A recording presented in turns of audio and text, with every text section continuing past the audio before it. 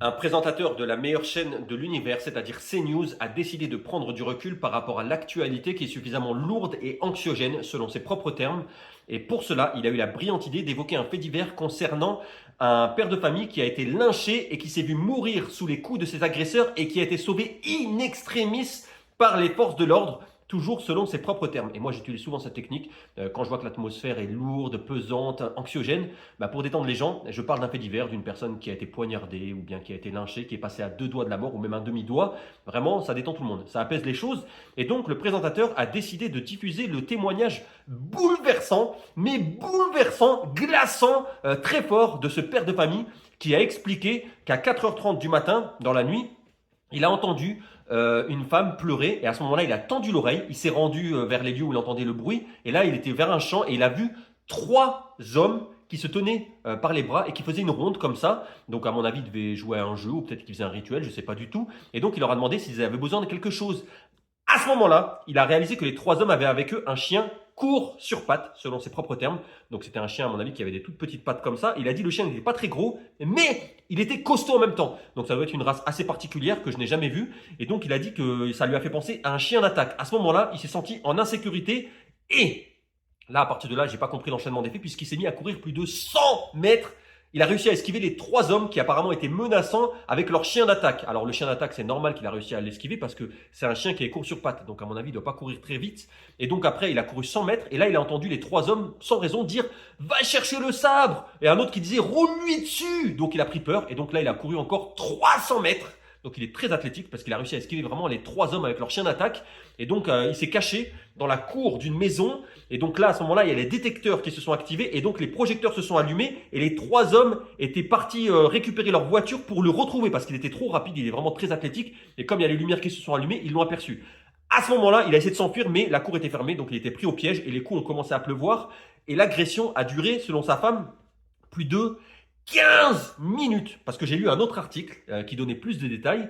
Et donc la bonne nouvelle dans tout ça, c'est que l'homme qui témoignait avait l'air d'être remis sur pied, puisqu'il n'avait aucune ecchymose, aucun bleu, aucun hématome sur les bras, parce qu'on ne voyait pas sa tête. Alors ils n'ont pas diffusé sa tête, ils n'ont pas montré sa tête, parce que je pense que comme CNews a réalisé le reportage sur place, il n'y avait pas de maquilleuse pour les effets spéciaux, donc ils ont coupé sa tête.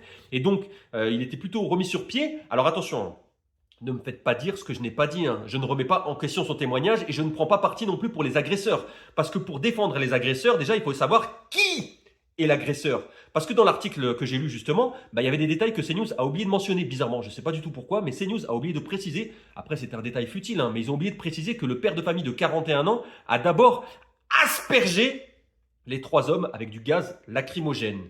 C'est-à-dire qu'il se sentit en insécurité, il les a aspergés préventivement. Alors pourquoi CNews n'en a pas parlé? Je pense parce que c'est quelque chose de banal, parce que ça arrive à tout le monde d'asperger préventivement les gens avec du gaz lacrymogène. Moi l'autre jour, il était 4h25 du matin dans la nuit, pareil, et là j'ai été alerté par des cris, mais c'était pas d'une femme, mais c'était des miaulements de chats. Donc je suis sorti, je me suis rendu sur place. Là à ce moment-là, il y avait trois hommes aussi.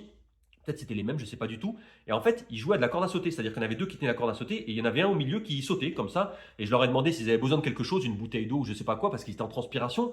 Et là, j'ai aperçu à ce moment-là, en fait, qu'ils avaient un chat court sur pattes. C'est-à-dire que c'était un gros chat comme ça, obèse, mais avec des toutes petites pattes. Et je leur ai dit, mais le chat, pourquoi vous ne lui mettez pas des roulettes? Il sera plus rapide. Ils l'ont très mal pris. Je me suis senti en insécurité. Je les ai aspergés préventivement de gaz lacrymogène. À ce moment-là, j'ai couru 100 mètres ou 105, je ne sais plus. Je me suis caché dans un premier temps dans une maison. Après, une autre maison, j'ai fait 300 mètres, etc. La même histoire. Alors, par contre, CNews, comme je vous ai dit, n'a pas précisé tous les détails. Ils n'ont pas précisé aussi que la femme de l'homme qui a été agressé a expliqué qu'ils ont entendu des cris de bébé et non pas des cris de femme. Ça, il y a peut-être une explication. C'est peut-être qu'au début, c'était un bébé. Mais le temps que l'homme arrive jusqu'aux trois hommes, justement, peut-être que le bébé a grandi, c'est devenu une femme. C'est peut-être une explication.